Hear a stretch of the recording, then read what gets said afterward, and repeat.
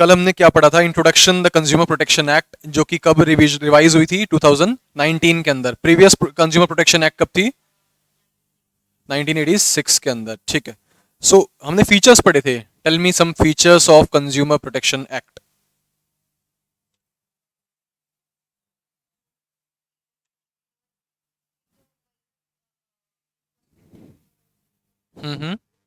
No, those were actually importance in respect to the consumer and in respect to the what? Business, right? Features as in कि हमने उसमें क्या क्या पढ़ा था चैप्टर के अंदर।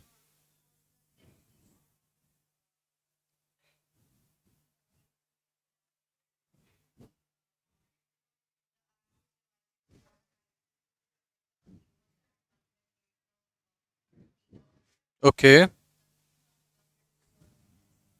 ठीक है। And hmm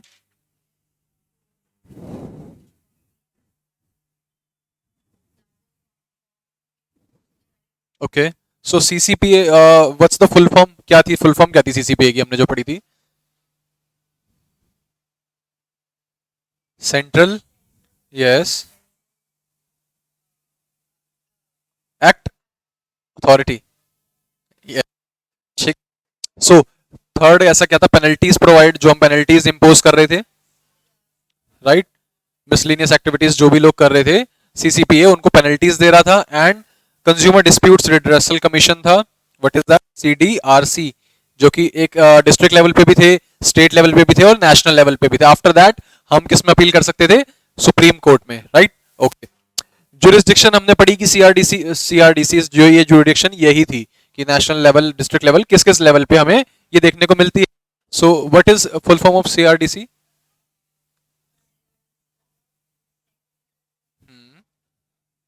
Wrong, wrong, wrong, absolutely wrong. First word is not central. It's not always C is for central. C is for also consumer, right? CDRC actually, that was CDRC. So consumer से dispute हो रहा है, redressal commission, ठीक है? All right. Product liability हमने पढ़ लिया था. Consumers point of view we have read. From the point of view of business we also have done that. All right. Okay. Now, have you treated the role of consumer organizations and NGOs in protecting consumers' rights? Done ना? Okay. अब हम main topic पे आ रहे हैं जो कि deep में पढ़ेंगे, कंज्यूमर राइट्स। हमने टॉपिक उसमें देखा था ना कि एक हेडिंग थी कंज्यूमर राइट्स, कि कंज्यूमर राइट्स क्या होते हैं, फीचर्स में हमने पढ़ा था। अब चलते हैं डीप के अंदर कि कंज्यूमर राइट्स हैं क्या एक्चुअली। ऑल राइट, सो ये कंज्यूमर राइट्स क्या एक्ट, कौन सी एक्ट इसको सपोर्ट कर रही है? Which act is supporting the consumer rights which are given to the consumers by the government? Which act? Yes, the Consumer Protection Act 2019, ठीक है। Confers the following 6 right to consumers with a view to empowering them to fight against any unscrupulous, ये सब उनको एक तरीके से 6 powers देती हैं किसी भी unscrupulous exploitative unfair practice, trade practice, जो कि किसके द्वारा करी जाती हैं? adopted by sellers, manufacturers and promoters to protect their interest, to protect the consumers interest, not their interest. sellers का interest protect नहीं कर रही है एक्ट, कंज्यूमर का इंटरेस्ट प्रोटेक्ट कर रही है, ठीक है। सो 6 में से अब हम पहली पढ़ते हैं, ठीक है। All right, so first point is consumer rights.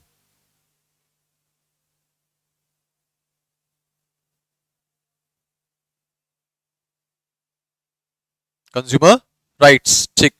Consumer rights basically क्या होते हैं? वो राइट्स जो एक कंज्यूमर को हमारी गवर्नमेंट या फिर these commissions which help in consumer redressal forums जो हमें देती हैं कि हमें अगर कोई भी एक्सप्लॉइट करता है या फिर हमारे साथ ऐसी एक्टिविटी होती है, हमें एक तरीके से धोखा दिया जाता है सेलर के द्वारा या फिर मैन्युफैक्चर हमें धोखा देता है। सो ये राइट्स हैं हमारे पास कि इनसे इनको इन बेसिस रख के, on the basis of these हम एक तरीके से रिड्रेसल हम गेन कर सकते हैं, हम उसको न्याय ले सकते हैं, we can say in Hindi, right? All right, the consumer has a right to be protected against goods and services which are injurious to life and health. Easy. Consumers के पास राइट है अपनी हेल्थ को अच्छा रखने का, किस किन चीजों से जो कि हजार्डियस हो सकती हैं to his health, his own life और for instance, for example, that means electronic appliances which are manufactured with substandard products or do not conform safety norms might cause serious injury. ऐसे electronics products जो कि जो standards को meet नहीं कर रहे हैं वो सीरियस इंजरी उनको दे सकते हैं, राइट। सो ये हमारे राइट्स हैं कि हम ऐसे प्रोडक्ट्स के रिगार्डिंग हमें इंफॉर्मेशन मिले, और अगर हमें उनसे कुछ होता भी है तो उसका हमें रिड्रेसल कमीशन में वो हम जा सके वहां पे उसके लिए। Consumers are educated that they should use electrical appliances with a ISI marked, as this would have assurance of such products meeting what is it quality specifications. So I was more focused on the ISI mark thing. The question was coming actually. So ISI mark, आपने कभी ISI mark देखा है अपनी किसी चीजों पे? किन किन चीजों पे होता है आपके हाउस होल्ड के अंदर?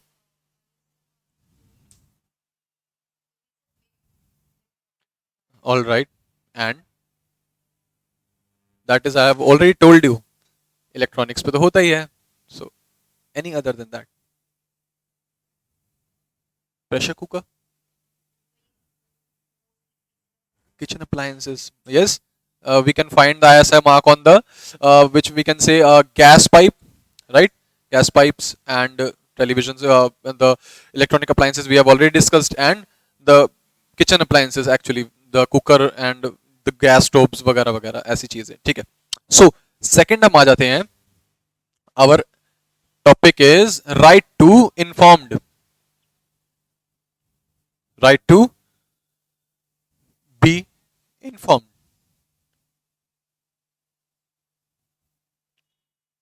काफी इजी टॉपिक्स हैं, कोई ऐसा है नहीं, हमने एक तरीके से जो कल पढ़ा था उसी को हम बेसिकली अब समझ रहे हैं एक पॉइंट के अंदर, ठीक है.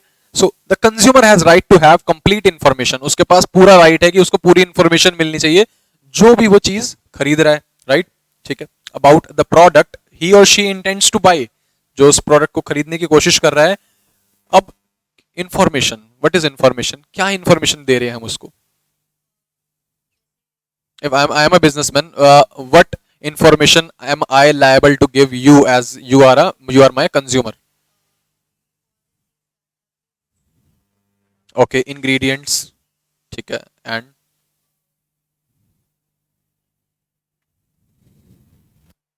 what things are mentioned on the packet of a Maggi. Ingredients, and the manufacturing date is not present on that. Expiry date, it expires on that after this 6 months, or how to use it should be used so that nobody can harm themselves by doing some chemical experiments with that. And price, right, price is also mentioned. Okay, so manufacturing की date उसमें mentioned होती है, price, quantity is also, right, how many grams the packet is, directions for use, very good, आपने बताया ही, ठीक. It is because of this reason that the legal framework in India requires the manufacturers to provide such information to the package. So ये जो legal framework हमने बनाया है, legal framework हमने बनाया है, so ये हमें compel करता है, एक business, एक seller को compel करता है कि वो क्या करे, basically ये सारी information आप जैसे consumers को provide कराए, right? All right. Third, right to choose.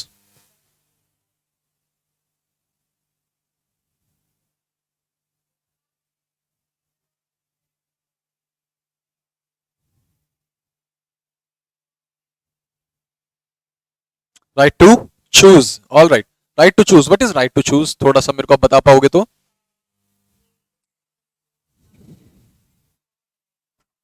ठीक है, ऑल राइट. सो हाँ हाँ हाँ,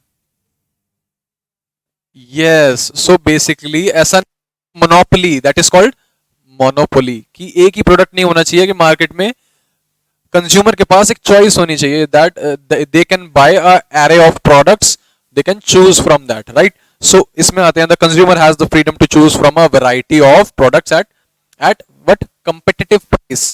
Price is also very much matters in this, ठीक है. This implies that the marketers should offer a wide variety of products in terms of quality, brand, prices, size etcetera, की marketer जो भी है उसको सारे प्रोडक्ट्स अच्छे से साइजेस में भी सारे प्रोवाइड होने चाहिए। ये नहीं कि सिर्फ सर्फ एक्सेल का अगर किसी किसी की कैपेसिटी है कि वो 2 रुपीज वाला पाउच खरीद सकता है, sachet, he wants to buy the 2 rupee sachet, but उसको अवेलेबल कंपनी सिर्फ क्या करा रही है, 2 किलो 2 kg का पैकेट। सो एक तरीके से ये कंपेल करती है हमारी गवर्नमेंट की सब साइजेस के अंदर उसको होना चाहिए, उसको अवेलेबल होना चाहिए मार्केट में। एंड गवर्नमेंट कम्स बाद में, बट इससे पहले की कंपनी को भी एक तरीके से हम मार्केट एनालिसिस करके, क्या सारे लोग हमारे इंडिया के अंदर 2 किलो वाला पैकेट खरीद सकते हैं? उसका नहीं खरीद सकते ना। सो अपने बिजनेस को ही, so the company that Surf Excel has to actually market analysis करके वो अपने आप ही पहले से खुद से ही कि हमारे कंज्यूमर्स को क्या चाहिए। अगर कंज्यूमर्स को डेली छोटी छोटी शॉप से डेली वेज अर्नर्स वही खरीदेंगे, राइट, सैशेस खरीदेंगे, या फिर किसी को one single person is living in a different state than his family, so what he will do, 2 kilo के पैकेज का क्या करेगा वो, राइट, तो he will buy small packages, ठीक है, ऑलराइट। सो ये होता है हमारा राइट टू चूज, उनको एक तरीके से ऑप्शंस देना, business has to give options, ठीक। नेक्स्ट आते हैं right to be, what is it, heard, okay, that is heard, I have read it hand, right to be heard,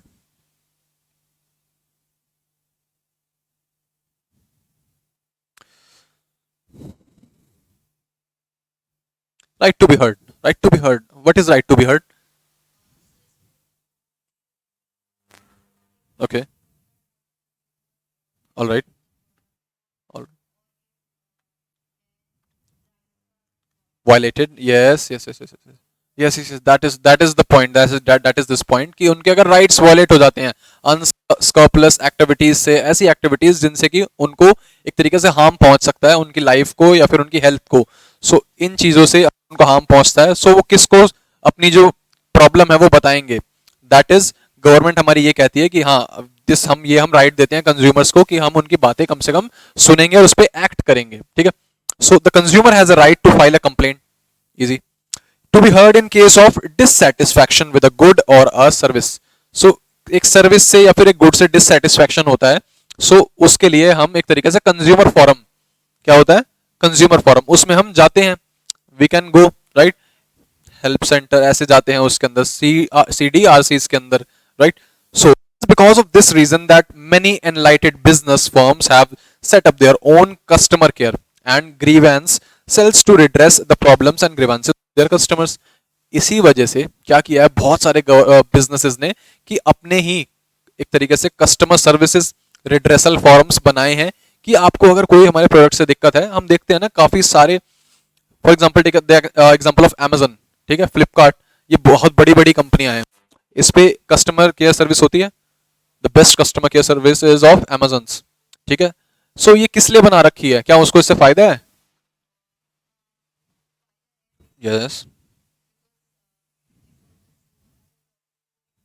okay, yes, so business first, इसको अगर हम छोड़ दें customer right, so business is all about कि अगर आप एक customer को अगर प्रॉब्लम आ रही है, उसकी प्रॉब्लम अगर आप सॉल्व करते हो, if you solve that problem, so he will become your regular, right, he will be एक तरीके से loyal, he will be loyal to your brand, all right, ठीक। सो इस केस में अगर हम आ जाते हैं, सो यहाँ पे क्या हो रहा है कि गवर्नमेंट उनको कंपेल कर रही है कि that you should make your own customer care service or grievance redressal forms so that the customers problems can be heard।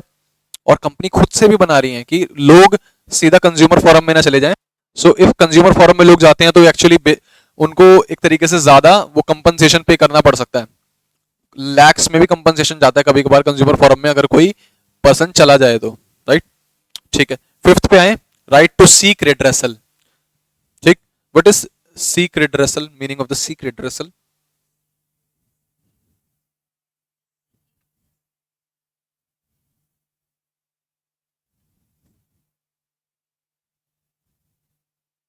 Seeking justice, that's it, ठीक है, जस्टिस एक तरीके से मांगना, ठीक, alright. So the consumer has a right to acquire knowledge, उसको knowledge acquire करने का एक राइट है, and to be well informed about consumers throughout life, ठीक। He should be aware that his rights and reliefs available to him in case of product और service falling short of his expectations. All right all right. So दोबारा से एक बार देखते हैं, ठीक है? अभी कुछ समझ में आया इसका? नहीं आया?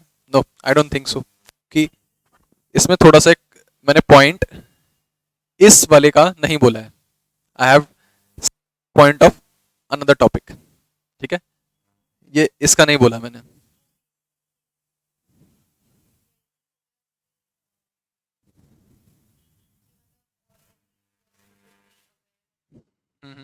Okay, but seek redressal that doesn't coincide, right? So seek redressal, what is seek redressal? मैंने एक्चुअली गलत पढ़ दिया था, ठीक? So the consumer has a right to get relief in case the product or service falls short of his expectations. This is only this, कि एक अगर product उसकी expectations से short पड़ जाता है, मतलब कि जो उसने एक्सपेक्ट किया था कि इस प्रोडक्ट से मेरे को ये एक्सपेक्टेशंस हैं, बहुत महंगा उसने एक प्रोडक्ट लिया बट उसकी एक्सपेक्टेशंस मीट नहीं हो पा रही हैं, so he can file that case in consumer forum, right? Okay, next पे आते हैं, दैट सिक्स्थ पॉइंट, सिक्स यहां लिखें, all right, right consumer education. So you see ये सारे जो पॉइंट्स हैं एक तरीके से कोरिलेट कर रहे हैं एक दूसरे से।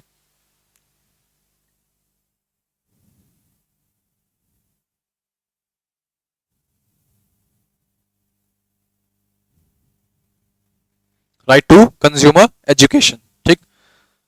The consumer has a right to acquire knowledge and to be well informed about consumer about life. एक कंज्यूमर को एक राइट है कि उसको सारी डिटेल्स पता होनी चाहिए कि एक प्रोडक्ट के रिगार्डिंग क्या वो खरीद रहा है, ठीक है? He should be aware about his rights, अपने राइट्स पता होने चाहिए उसको, right? The reliefs available to him, क्या क्या उसको एक तरीके से अगर वो उसका राइट्स वॉलेट होते हैं, सो क्या क्या उसके पास ऑप्शंस हैं अगर वो जाता है रिड्रेसल के लिए, तो in case of a product or service falling short of his expectations. All right, okay.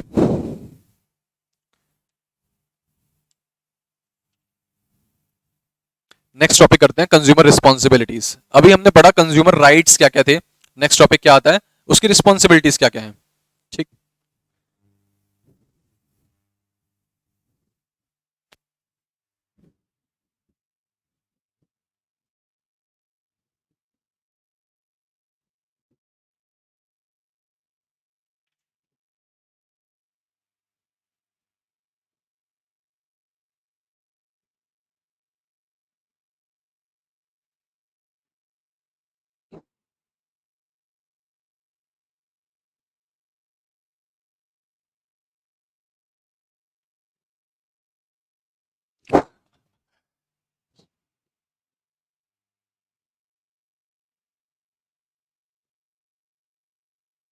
Spelling is right, alright.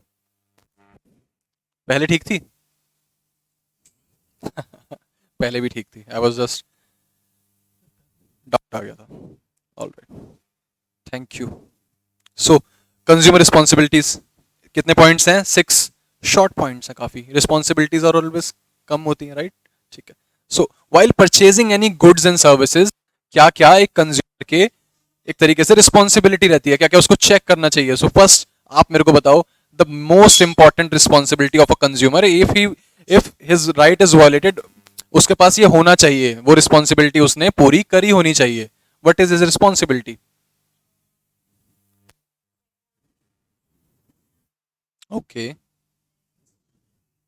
हाँ वो भी है, दैट इज गुड, बट सबसे इंपॉर्टेंट क्या होगा कि उसके बिना वो एक तरीके से कंज्यूमर रिड्रेसल कर ही नहीं सकता है। Not having a bill, yes yes yes yes, उसका एक तरीके से एविडेंस नहीं होगा उस परचेज का, so he can't redress what is, जब उनकी बुक्स में ही नहीं होगी वो चीज, सो दे कैन से कि ये इस पर्सन को मैंने अपनी लाइफ में पहली बार देख रहा हूँ, राइट? मैं जानता ही नहीं हूँ, मेरे से तो परचेज किया ही नहीं है। ओके, सो फर्स्ट हमारा आ जाता है point, be aware about various goods and services available. हमें पता होना चाहिए कि कौन कौन से गुड्स हमारे जो मार्केट में है अवेलेबल हैं। ये नहीं कि हमने एक गुड था जो बहुत ही खराब था वो खरीद लिया, बट फिर हम कंज्यूमर रिड्रेसल फॉरम में जा रहे हैं कि जज हमने तो ये खरीद लिया, बहुत खराब प्रोडक्ट था, सो जज विल से कि आपने क्या मार्केट एनालिसिस नहीं किया था, आप एक टीवी खरीदने निकले, so you bought a M I TV, so he will say कि वो तो एक साल के अंदर उसका जो स्क्रीन था वो खराब हो गया, तो जज विल से आपने क्यों खरीदा इसको, आपको पता था ना, तो अगर आप सोनी का ले लेते, राइट, दे कैन से कि आपने पूरा मार्केट देखा था पहले कि क्या क्या आपके पास प्रोडक्ट्स अवेलेबल हैं, किसने कहा था आपको ये खरीदने के लिए, right? Okay, but that can happen only after that कि उसकी वारंटी वॉइड हो चुकी हो, वारंटी खत्म हो चुकी है। बट अगर वारंटी में 1 साल की होगा वो तो they have to repair it और they have to pay compensation, जितने का भी वो टीवी होगा, और legal fees that will the जज डिसाइड कि वो कितना उसको कंपनसेशन पे करना है। लिख दें एक बार point, be aware about various goods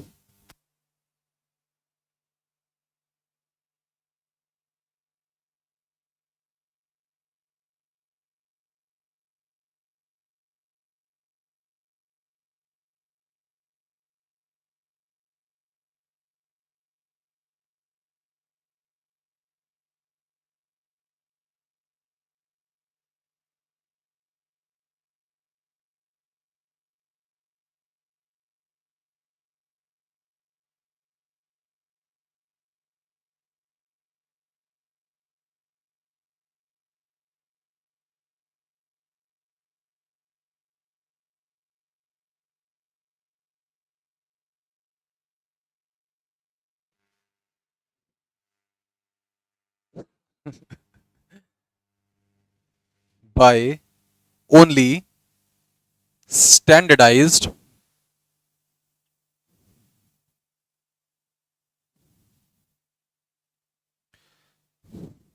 goods. So basically first point हमारा क्या था, be aware about various goods and services available. A consumer should be aware about various goods and services available in the market so that an intelligent and wise choice can be made. Easy. Buy only standardized goods. Standardized goods is what is standardized? क्या मतलब होता है इसका?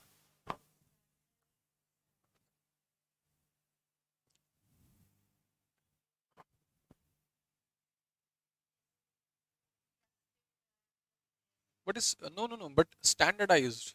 Trusted तो एक तरीके से एक हो जाएगा कि well known brands we can say them, but standardized we have discussed ISI mark, that is the standardization. Okay,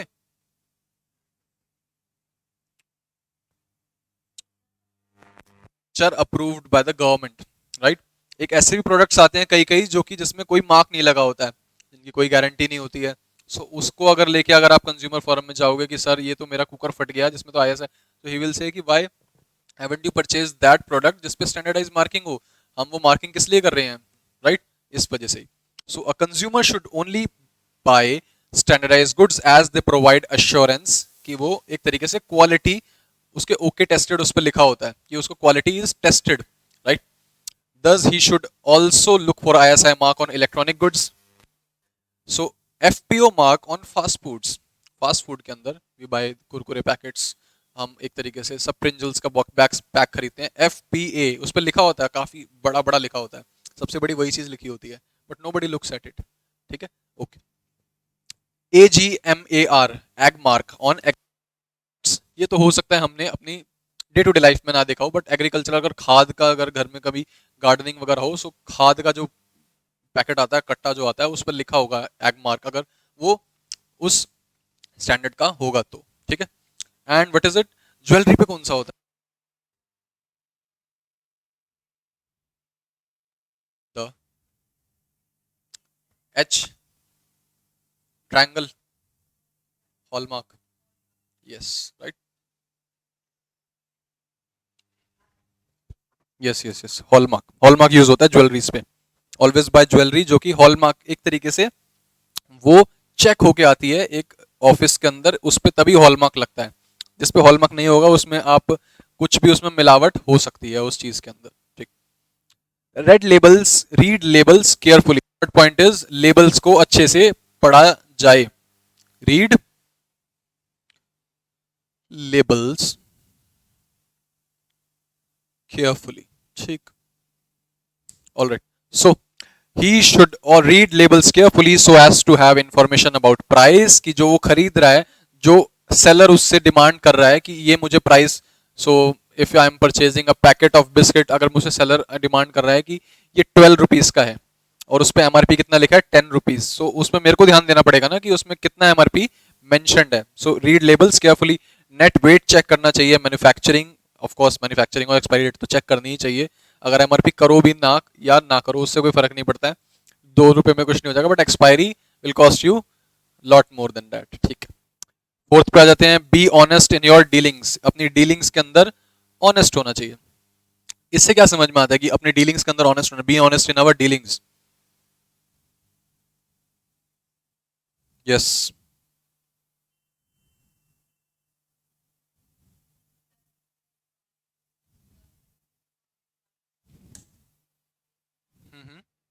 no no no, वो नहीं होगा।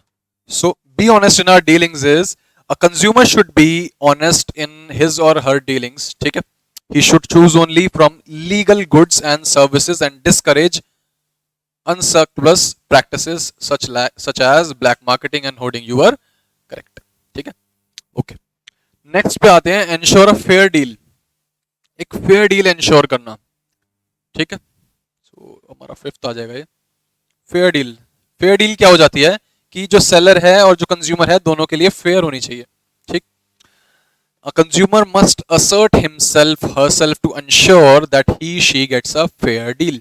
ऐसा ना हो कि कभी फेयर डील ना होना, मतलब क्या होता है कि एक अगर सेलर कुछ बेच रहा है, दैट इज कॉस्टिंग अराउंड, जो उसको मैन्युफैक्चर करने की कॉस्ट है बहुत ज्यादा कम आ रही है, 20 rupees, but he is selling it on 2000 rupees. किसी तरीके की फेयर डील है ये कंज्यूमर के लिए? नहीं है। सो अगर एक सेलर एक चीज बेच रहा है 200 में, but consumer will say I will only give 50 rupees for it, ये भी एक फेयर डील नहीं है। सो आपको अपने डील देखनी है, उसके बाद आप ये नहीं कह सकते हो कि हाँ मैं इस एक्सपेक्टेशन से मेरी ये मेट नहीं करी, जो मैंने इसका रेट प्राइस दिया 20 रुपीज की, अगर आप 2000 में खरीद लोगे, फिर आप कह रहे हो कि हाँ इतना मैंने रेट दिया बट ये एक्सपेक्टेशन से मेरी मैच नहीं कर रही है। So he the court can say कि हैव यू असेस्ड द, एक तरीके से इसकी फेयर डील, कि आपने जो चीज खरीद रहे हो क्या आपको पता है कि कितने तक की बन सकती है, आपने क्या एसेस किया था एक तरीके से। सो ये तरीके भी हमें देखने पड़ते हैं। वी कान जस्ट एक तरीके से उठे और कंज्यूमर फोरम में चल दिए कि हाँ अब मेरे को ये ऐसा लग रहा है कि मैं यहाँ पे ठगा गया हूँ, ऐसा नहीं हो सकता है।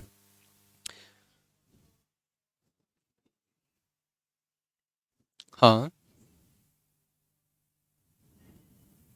ओके। इलेक्ट्रॉनिक शॉप्स में कभी भी प्राइस फिक्स नहीं होते हैं, they are the hub of negotiations. हाँ वहाँ पे भी नेगोशिएशन होती है।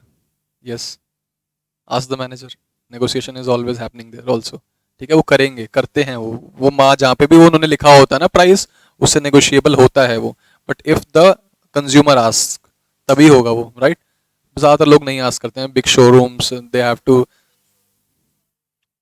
प्राइस फिक्स्ड ही होगा। बट ऐसा नहीं कि आप कहीं किसी छोटे से जनरल स्टोर में जा रहे हो एंड एक चिप्स लेस का पैकेट बाय कर रहे हो, सो अंकल ने कहा 10 रुपये और नहीं अंकल मैं तो 8 ही दूंगी, तो ऐसे नहीं, ये वाला फिक्स, ये वाली नेगोशिएशन नहीं, वो वाली नहीं, ठीक है। जिन चीज़ों में होती है उन चीज़ों में ही करनी है, जिन चीज़ों में नहीं होती है, फिक्स्ड इज एमआरपी, जो उस पर प्रिंटेड है उससे ज़्यादा आपको नहीं देना है बेसिकली। उससे कम आप एमआरपी पे भी आप नेगोशिएट कर सकते हो, क्योंकि क्यों, एमआरपी से लेस पे जो सेलर ने खरीदा होता है, so he can give you lesser than the MRP but he can't give you more than MRP, और एमआरपी पे भी नेगोशिएट हो सकता है। अब वो डिपेंड करेगा सामने वाला करना चाहता है नहीं करना चाहता है, ठीक है। आप पूछ तो सकते ही हो, ठीक है। अगर हम एक तरीके से सेलर है, सेलर भी तो किसी और सेलर से लेके आया है, राइट। सो लेस का पैकेट उसने लिया 10 रुपीज का ही खरीद के लाया है, अगर 10 रुपीज का ही खरीद के लाया है पूरी पेटी 100 पीसेस, उसको क्या फायदा है, why is he opening is shop, right. He is purchase that product on 8, right, you can say कि uncle I will purchase 20 packets, can you give it on the rate of 9, या फिर 100 के 100 खरीद लूंगी, can you give it to me on the price of 9, so वो कर देंगे, ऐसा होता है। जैसे रिलायंस स्मार्ट, हाँ हाँ, so they won't do it, they won't do it because they are just representatives, they are not the owners, right, ऐसा होता है। so they have to एक तरीके से उनको बिल दिखाने होते हैं, right, at the end of the day, इस तरीके से। So next and last and the most important is which we have discuss, सबसे पहले ask for a cash memo, ठीक है, एक बिल की डिमांड करो।